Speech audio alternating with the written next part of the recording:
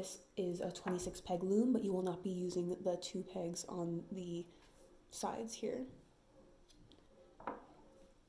Now, to start, you will need to use 2 strands of your yarn, because if you only use one, it kind of comes out very loose and it's very sheer, I suppose, might be the word to use. And I just don't think it looks super great, and it doesn't quite give the same effect as if you were using a knitting needle, I guess, which is what we're kind of trying to mimic here. So what you'll need is 2 strands of yarn, and you'll be using them both as if they were 1 strand. So first things first, you're going to want to make a slip knot. So the way we do that is we wrap the yarn around our fingers,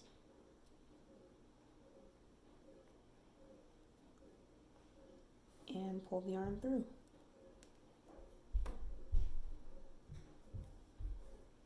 And there we have it, a slip knot. I'll do that one more time. Wrap it around your fingers, grab, and pull through. And there we have a slip knot. So what you're going to want to do is you're going to want to put that around the peg on the side of your knitting loom here. You're going to want to pull that taut. And then you're going to want to start looming. So after you have your peg, you're going to start doing this figure 8 formation.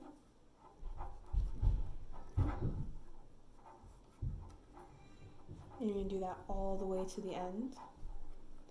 Going to wrap it around the right side, bring it back around the left, wrap around the right, bring around the left, right, left, right, left, right, left, right, left.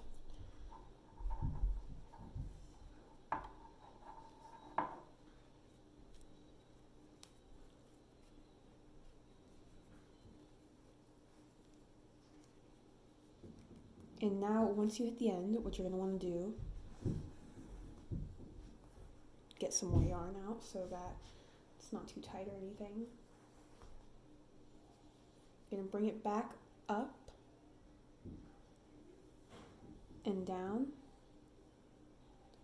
And what you're going to want to do here is you're going to push everything down a bit. Just take your finger and push it all down. And then start bringing it back. And this time you're going from left to right. Left side over to the right, left side over to the right.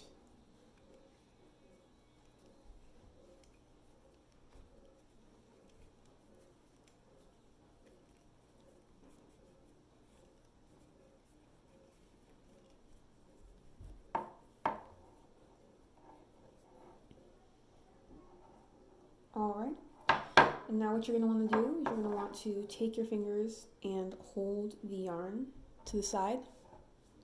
Then you're going to take your loom knitting needle, go around to this side, and take the first 2 strands of yarn and pull them up and over your other 2 strands.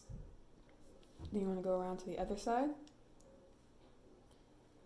pull the next one, back to the other side, pull the next 2, back to the other side, and oops. And you're just going to keep doing that until you have pulled all of the yarn over your second row. And the reason we just don't do one side or the other is the tension. So it's loosest where it has just been pulled. So we just pulled that, and now we're pulling the other side. Because if you just kept pulling this side, it's still kind of tight and it'll be a little harder to pull everything over. But if you go in the order that you loomed it, then it will be nice and easy. Oh, that's not the right, that's the right one.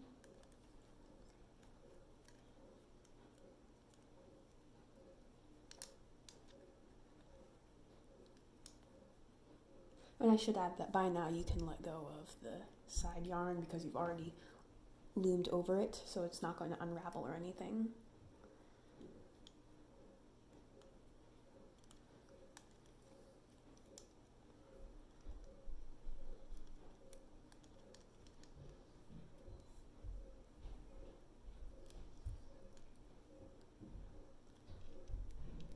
And we have hit the last peg here. Make sure you only get the bottom two. It seems that mine kind of went over the bottom, so I'm just kind of taking that so that I can get it all down and bring it over. And there we go. Now you're just going to want to push all of this down. And you're going to start another row. And the way you're going to do that is you're going to take the yarn that was over here on this peg, and you're going to go from the right side to the left, right to the left, and just wrap it around. And I'm going to, ooh, I let go, I shouldn't have done that. Yeah. Hold this down so that I can get some more yarn, because when it starts getting tight, it gets harder to control, and then your whole thing can unravel and you'll have to restart the row. And I'm just going to show you this process one more time, and then I'll speed it up for you. So we're looming, or maybe looming isn't the right word, we're kind of weaving the fabric around.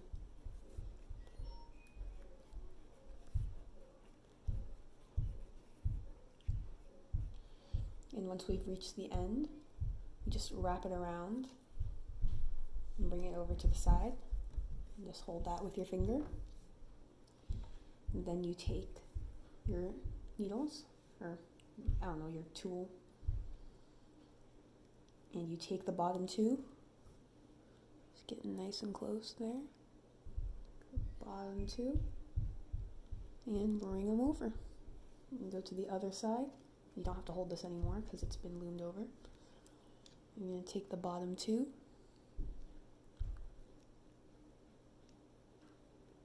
and bring them over. And you're just going to keep doing that on each side.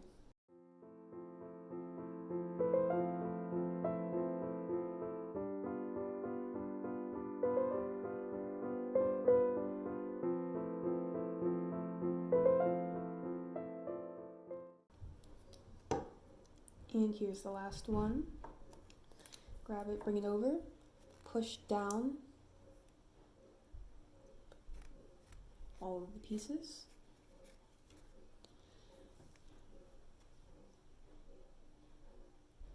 And then I'm just going to do this a couple more times on camera, and so you can see kind of how it starts coming down here.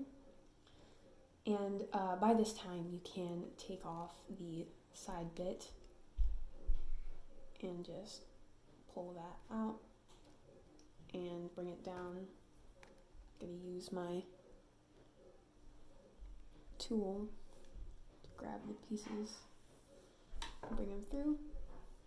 Now they're just hanging out down there, and we'll weave them into the fabric after we have completed our piece. So I'm going to do this a couple more times on camera, and then I will meet back up with you. Alright, I'm just going to go back around from left to right, just in the opposite way that you did the first time.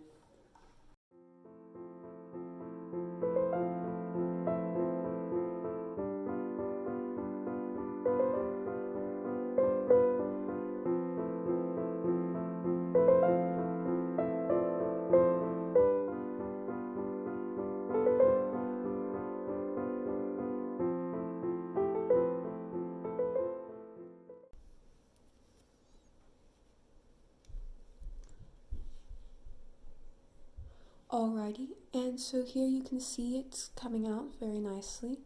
It doesn't look exactly like knitting, but for how quickly this happened versus how slowly it would have happened with knitting, unless you're a pro speed knitter, which I am not, this actually looks really good. Now, it's obviously been a little bit because I now have the rest of my scarf or cross sweater knitted.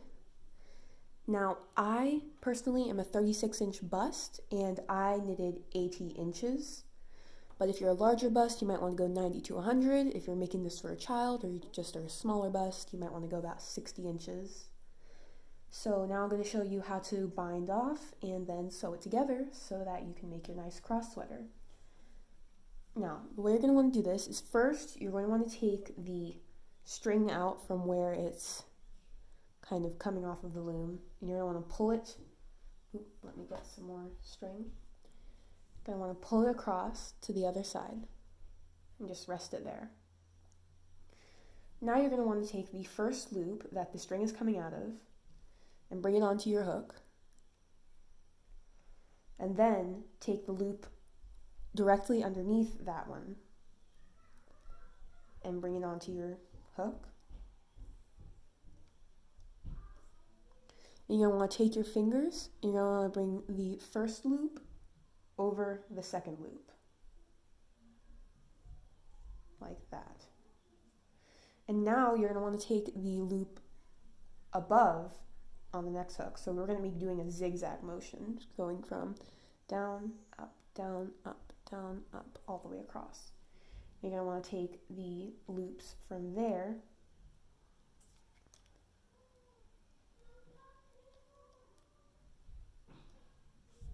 and pull, not do that, and pull over. And you're going to see it's kind of going to make a chain stitch on the top. So perhaps a crochet hook might be better for this in the end, but we're going to just use this because I'm too lazy to go upstairs and get a crochet hook.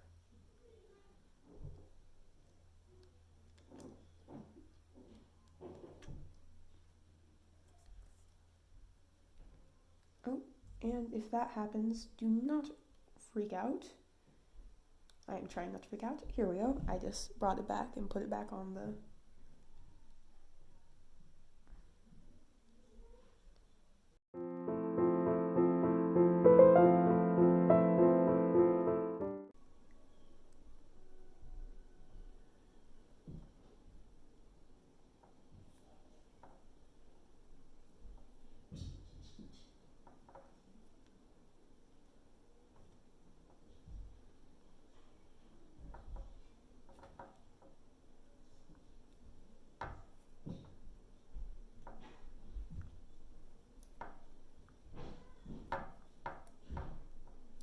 Alrighty, and we've reached the last loop. So after you have pulled that over, you're going to have the two strands on your hook.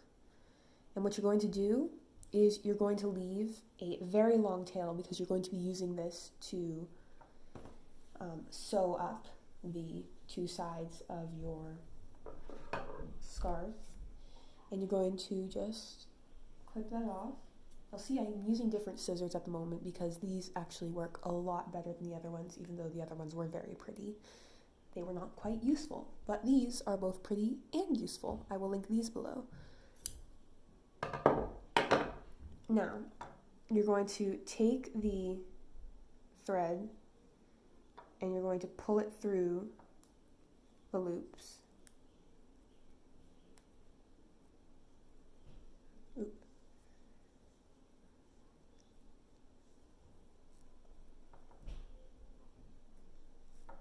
And you're going to pull the entire thing all the way through and just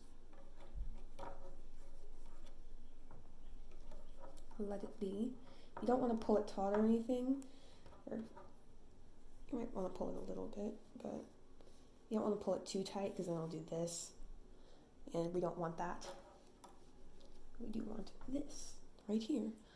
So then we can take it off our loom finally, as I'm sure that you do not want to be wearing a loom while you're going out, or maybe you do, that's your prerogative. And now we are going to sew the two sides together.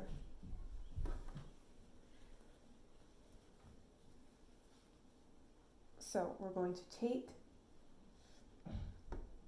our string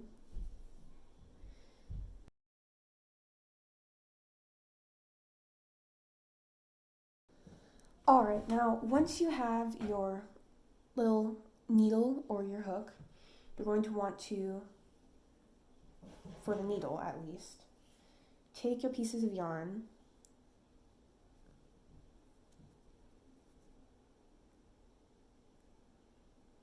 and just pull them through.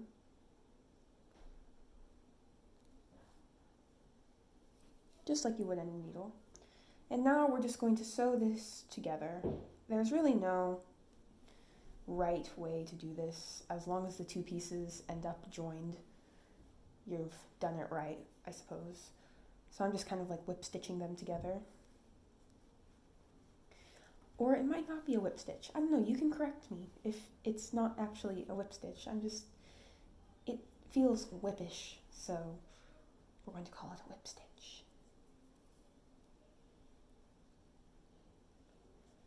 And we're just going to take the two sides and bind them together. Yes, it's coming along quite nicely, if I do say so myself.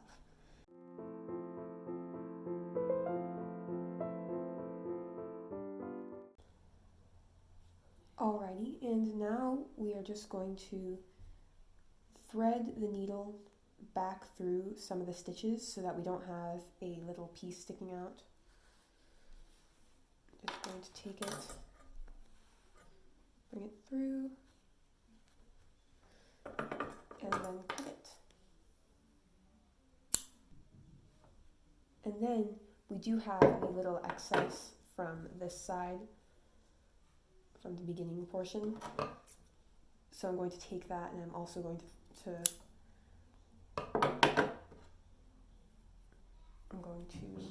what's the word for it? Thread it through the scarf itself. So I'll speed that part up because we've already kind of learned together how to do this.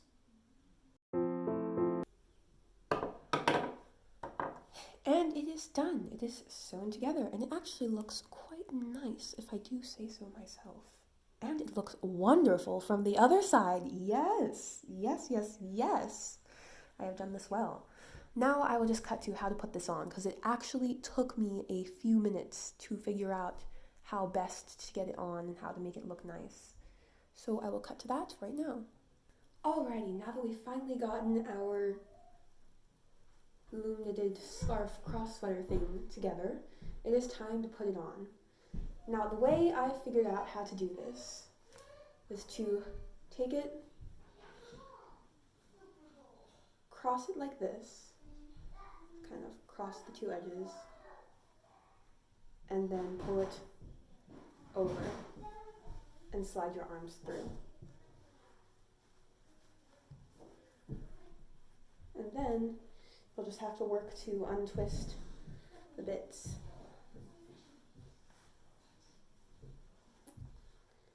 And there we have it. Our cross sweater is on, and here's how it looks from the back. There's going to be a little twist right here. And it is on. Well, friends, this is the end of the video. Thank you so much for watching. I hope that you liked watching me create this, and maybe you will create one yourself. I absolutely love how this turned out. It is absolutely gorgeous. I love how loom knitting just turns out, and it looks so gorgeous, and it's stretchy, and it's soft. And the color is absolutely beautiful. I definitely feel like this is a color I saw on Little Women many times. And I think that this just looks so gorgeous. I hope that you make one too. And if you do, feel free to link me in or tag me whenever you make something. I would love to see it. I'll have my social medias linked down below. And please feel free to click that like and subscribe button. And if you want, watch more of my videos. Hope you have a wonderful day.